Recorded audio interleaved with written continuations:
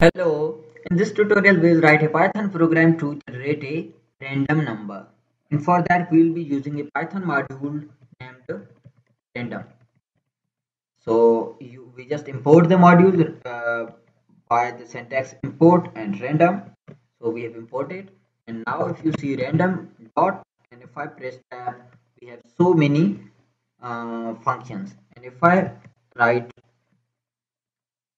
I'm sorry, code, and if I write rand, we have random integer, we have range, we have random number. So if I want to generate a random integer, I can use rand int, and if I press shift tab, we have a and b, and actually it is documentation says it returns a random integer in range a and b, including both endpoints. So if I want to, I need a random number between, let's say, 0 and 5, then it can give me between 0 and 5. If I want to say I need 0 and 9, it can give me between 0 and 9. Each time I run, I have a random number. Like I cannot predict what number will come, it just give me a random number.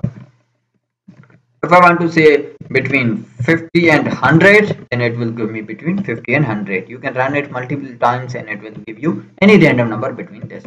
So you can generate any number from, if I want to give between 50 and 1000, then I have number between 50 and 1000.